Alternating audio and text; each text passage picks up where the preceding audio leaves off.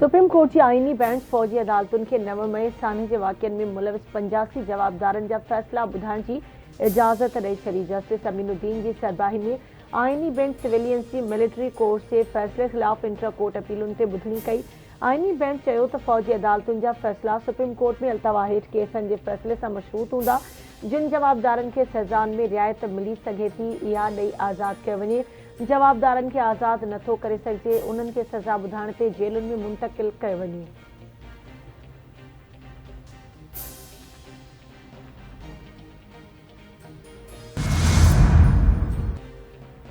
Senate में national forensic agency bill 2024 इतफाक़ी राय से मंजूर थी वियो। कानून वारे वज़ीर आज़म नज़ीर तारण तरफ़ां पेश कयल बिल में सेनेट मेंबरनि जूं तरमीमूं बि मंजूर कई वयूं।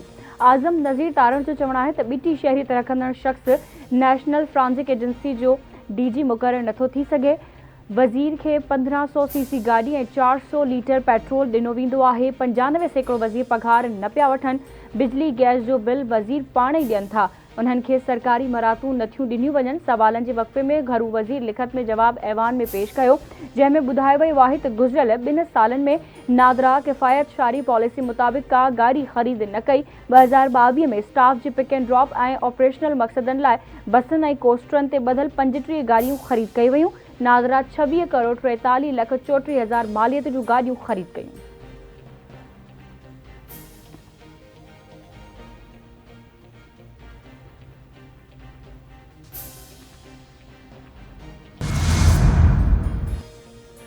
सुप्रीम कोर्ट की आईनी बेंच 6वीं तरमीम बाबत दरख्वास्तुनि ते ॿुधणी जनवरी के ॿिए हफ़्ते में करण जो इशारो ॾेई छॾियो। आईनी बेंच जे सरबराह जस्टिस अमीनुद्दीन चयो त ख़ासि अदालतुनि बाबति केस जो जल्द फ़ैसिलो करणु चाहियूं था ऐं 6वीं आईनी तरमीम ख़िलाफ़ दरख्वास्तूं हिन केस खां पोइ ॿुधणियूं आहिनि। असां वटि 6वीं तरमीम समेत खोड़ सारा केस पाइपलाइन में आहिनि।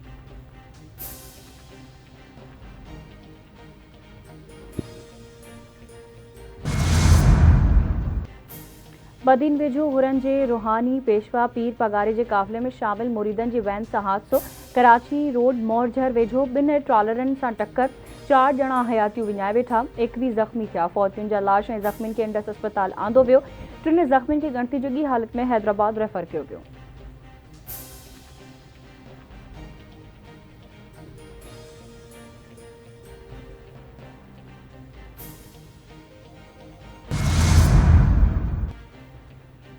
हुरन जी रूहानी पेशवा पीर पगारे जो रूहानी सफ़र जारी। पीर पगारो पीर सबकतुल्ला शराजदी पिंगरियो लॻ ॻोठ अली ख़ान गाड़ीवाण पहुतो। पीर पगारे मुरीदनि ऐं अक़ीदतमंदनि खे ख़िताब में चयो त पंहिंजी नियाणियुनि खे तालीम ॾियारियो, ज़ात पात खे छॾे सुठे ख़ानदान में नियाणियुनि जा रिश्ता कयो ऐं पंहिंजी औलाद खे नशियावर शयुनि खां बचायो। हीउ मुल्क वॾियुनि कुर्बानियुनि सां वजूद में आयो। असांजे बहादुर फ़ौज दहशतगर्दनि खे ख़त्म करे मुल्क में अमुन क़ाइमु कयो आहे। पाक फ़ौज जा हथ मज़बूत करियो। मौजूदा हुकुमराननि मुल्क खे तबाह करे छॾियो आहे।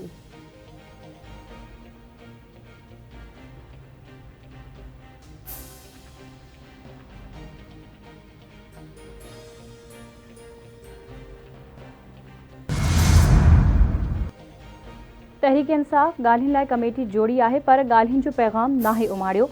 ॻाल्हियुनि जो पैगाम मिलियो त असांजे तरफ़ां इनकार न हूंदो। वज़ीर आज़म जे सलाहकार ऐं अॻूणे वफ़ाक़ी वज़ीर राणा सनाउल्लाह जूं ख़ानगी टीवी सां ॻाल्हियूं। संदसि चवणु आहे त फाइनल कॉल खां पहिरियां तहरीक इंसाफ़ सां राब्तो कयो वियो हो। पीटीआई बानी जी आज़ादी जी ॻाल्हि न थी हुई। मदरसनि जी रजिस्ट्रेशन वारो मामिलो वेही हल करे सघिजे थो। इन मामले में का डेडलॉक वारी ॻाल्हि नज़र नथी अचे। सोसाइटी एक्ट या तालीम वारी वज़ारत खां रजिस्टर थियण सां को फ़र्क़ु नथो पवे।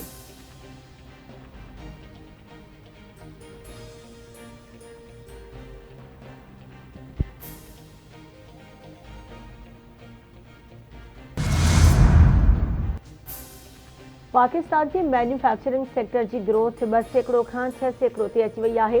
पाकिस्तान में रोज़गार जा मौक़ा वधी विया आहिनि। वज़ीर आज़म शहबाज शरीफ़ जो बयान। Overseas investors chamber of commerce and industry जे ताज़ी रिपोर्ट ते इत्मीनान जो इज़हार। वज़ीर आज़म जो चवणु आहे त सर्विसिस सेक्टर जी ग्रोथ 7% मां वधी 30% थी वई। इहे नतीजा आलमी सतह ते सीड़पकारनि लाइ हिकु हाकारी पैगाम आहे। गुज़िरियल कुझु महीननि दौरान परॾेही सीड़पकारनि जे एतमाद में इज़ाफ़ो थियो। अवाम खे रिलीफ पहुचाइणु असांजी तरजीह आहे। हुकूमत जी बहितर मुआशी पॉलिसियुनि ऐं मुआशी टीम जी महिनत जा समर मिलणु शुरू थी विया।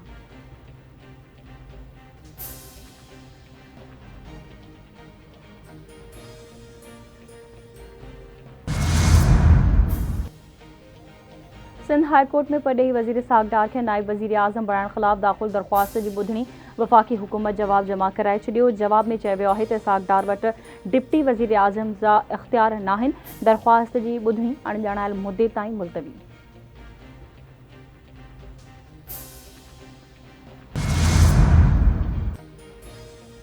पाकिस्तान स्टॉक एक्सचेंज में नओं रिकॉर्ड क़ाइमु। कारोबारी हफ़्ते जे 5 आख़िरी ॾींहुं ट्रेडिंग दौरान स्टॉक मार्केट में 600 खां वधीक पॉइंट्स जे इज़ाफ़े सां 100 इंडेक्स 1,15,000 पॉइंट्स जी बुलंदतरीन सतह ते पहुची वियो।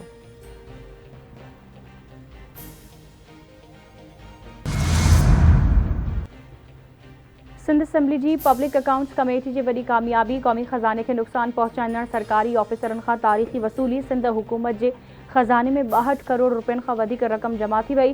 पीईसी ऑडिट एतिराज़नि ते फ़ैसिलो कंदे रिकवरी कराई। पब्लिक अकाउंट्स कमेटी जे चेयरमैन निसार खोड़ो जो चवणु आहे त अवाम जे टैक्स जी रक़म ग़लति इस्तेमालु ऐं बेज़ाब्तगियुनि खे बर्दाश्त न कबो। जंहिं बि खाते में माली बेज़ाब्तगियूं थींदियूं उते पीईसी एक्शन खणंदी। समूरा खाता अवाम जे टैक्स जो पैसो अवाम जी बहितरी लाइ ख़र्च कनि।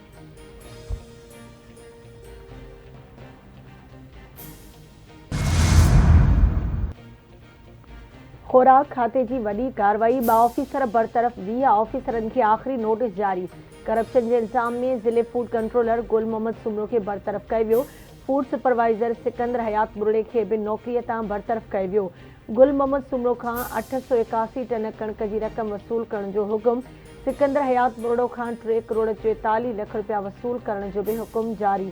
ख़ुराक खाते मूजिबि 20 फूड सुपरवाइज़रनि खे फाइनल नोटिस बाद खेनि बरतरफ़ कयो वेंदो।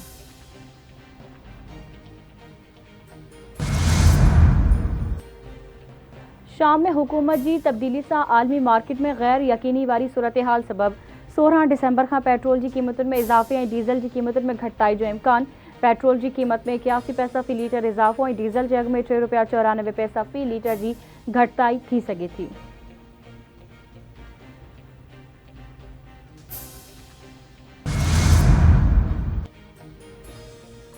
शाम जी नई हुकूमत पार्लियामेंट आइन खे 3 महीननि लाइ मुअत्तल करे छॾियो। उबूरी हुकूमत जे तर्जुमान मूजिबि हिकु अदालती इंसानी हक़नि जी कमेटी क़ाइमु कई वेंदी जेका आइन जो जाइज़ो वठंदी ऐं पोइ तरमीमूं पेश कंदी। मौजूदा आइन 2012 जो आहे ऐं उन में इस्लाम खे रियासती मज़हब तौर ते मुतयन न कयो वियो आहे। मुल्क में कानून जी बालादस्ती क़ाइमु कई वेंदी ऐं शामी अवाम ख़िलाफ़ ॾोह कंदड़नि ख़िलाफ़ कानून मुताबिक़ फ़ैसिलो कयो वेंदो।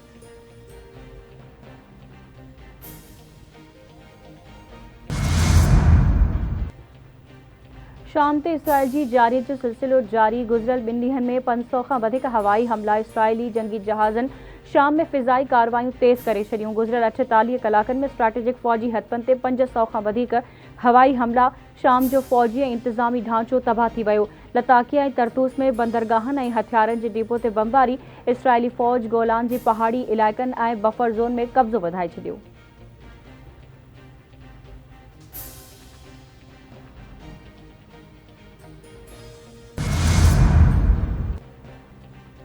गडियल क़ौमुनि जे सरबराह एंटोनियो गुतरस पारां इसराइली हमला शाम जी ख़ुदि मुख़्तियारी जी भञकड़ी करार।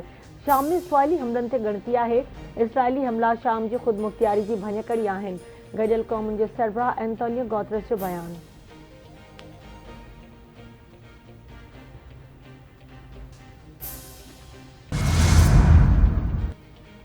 शाम में फाथल पाकिस्तानी 10 वापस पहुची विया। 318 पाकिस्तानी चार्टर जहाज़ ज़रिए इस्लामाबाद एयरपोर्ट पहुता। मनसूबाबंदी वारे वज़ीर अहसन इक़बाल पाकिस्तानी शहरियुनि जी आजियां कई ऐं खेनि मुबारकूं ॾिनियूं। वज़ीर आज़म शहबाज शरीफ़ लिबनानी वज़ीर आज़म सां राब्तो करे शहरियुनि जी वापसी में मदद जी अपील कई हुई। लिबनान पाकिस्तानी शहरियुनि खे वीज़ाऊं जारी कयूं हुयूं। बैरूत एयरपोर्ट तां पाकिस्तान जे सफ़ीर शहरियुनि खे रुख़सत कयो हो।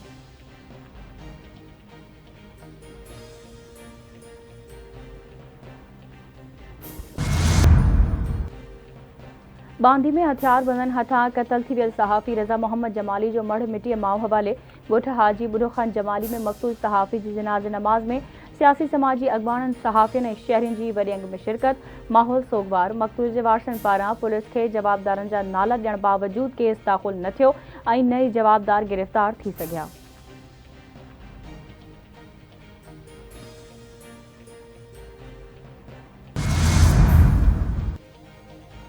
कराची के मुख़्तलिफ़ इलाक़नि में रोड हादसनि ऐं वाक़िअनि में 2 ॼणा फौत, 4 ज़ख़्मी। सुपर हाईवे ते जमाली पुल वटि ट्रक जे टक्कर में 1 ॼणो फौत ऐं 2 ॼणा ज़ख़्मी। फौती ऐं ज़ख़्मियुनि खे अब्बासी इस्पताल मुंतक़िल कयो वियो। फौतीअ जी सुञाणप नथी सघी। माड़ीपुर रोड ते पंक्चर जे दुकान में कम दौरान टायर बस्ट थियण सबबि 1 ॼणो फौत। डिफेंस 8 ख़याबान फैसल वेझो 2 कारुनि में टक्कर, 2 ॼणा ज़ख़्मी, जिना इस्पताल मुंतक़िल।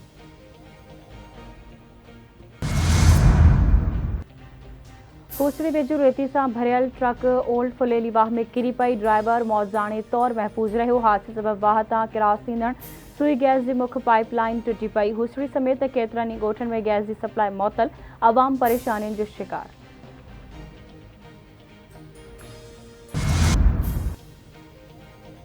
मुल्क के मुख़्तलिफ़ हिस्सनि में सीअ में वाधि। कराची में तेज़ हवाउनि जो राॼ। शहर कायदमी पारो 11 डिग्री सेंटीग्रेड ताईं पहुचण जो इम्कान। आज़ाद कश्मीर के मथान इलाक़नि गिलगित बल्तिस्तान ऐं अस्तूर में बर्फ़बारी। ज़िंदगी जो निज़ाम मुतासिर। खैबर पख्तूनख्वा में जबलनि ते बर्फ़बारी। पंजाब के मुख़्तलिफ़ शहरनि में सीउ वधी वियो। बलूचिस्तान में कोयटा, कलात, चमन, किला अब्दुल्ला में सीअ सबबि पाइपनि में पाणी ॼमी वियो।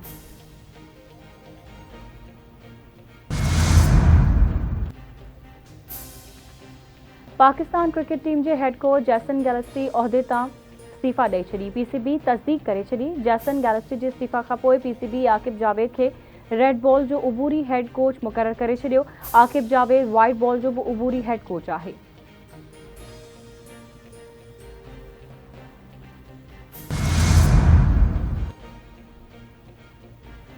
पाकिस्तान ऐं ॾखण अफ्रीका विच में ॿी T20 अॼु सेंचुरियुनि में खेॾी वेंदी। 3 T20 मैचिस जी सीरीज़ में ॾखण अफ्रीका खे 1-0 जी सरसी हासिल।